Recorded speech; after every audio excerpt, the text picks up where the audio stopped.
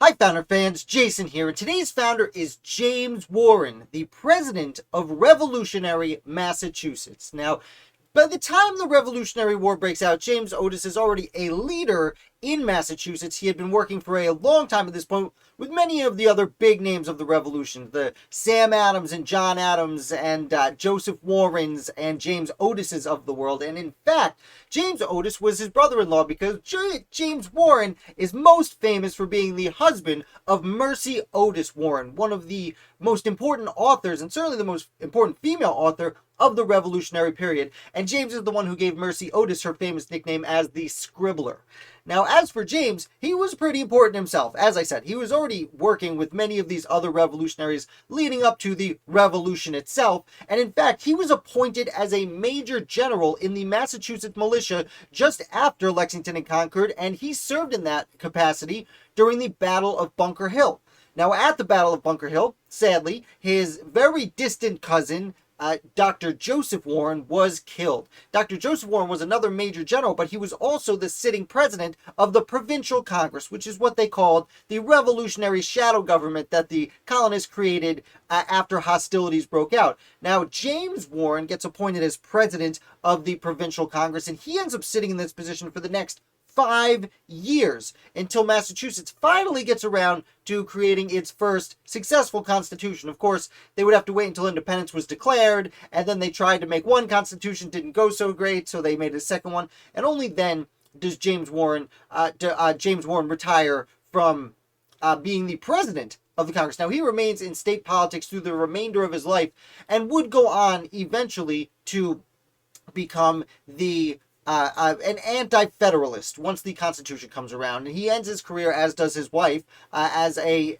anti-federalist. But interestingly, during the war, James Warren, while being president of Massachusetts, ends up being given the position of Paymaster General of the Continental Army.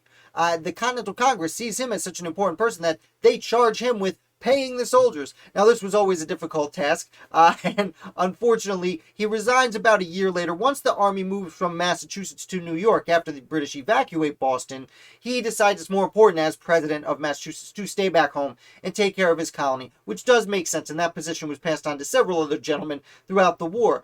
Interestingly enough, James Warren is still a major general and the chief executive of Massachusetts for this time. Warren ends up in August of 1777 resigning his position as a major general in the state militia. And he writes a lengthy letter to John Adams in giving his reasons for resigning. And essentially, he is upset with the fact that anyone in the Continental Army can order around anyone in the state militia. And by anyone, I mean officers. So Warren even says, a lowly sergeant can tell me what to do. I am a major general in the state militia.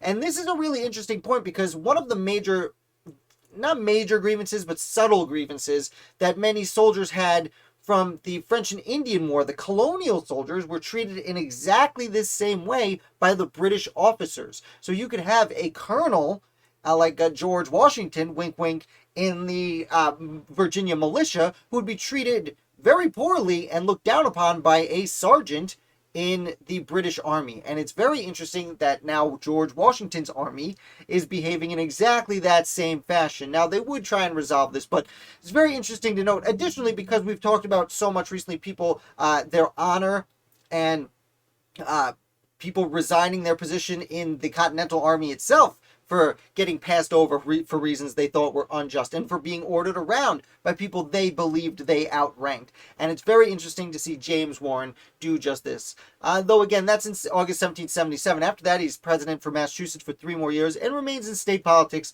for the remainder of his life. So that is the life and story of the much underappreciated James Warren compared to his cousin, Dr. Joseph Warren.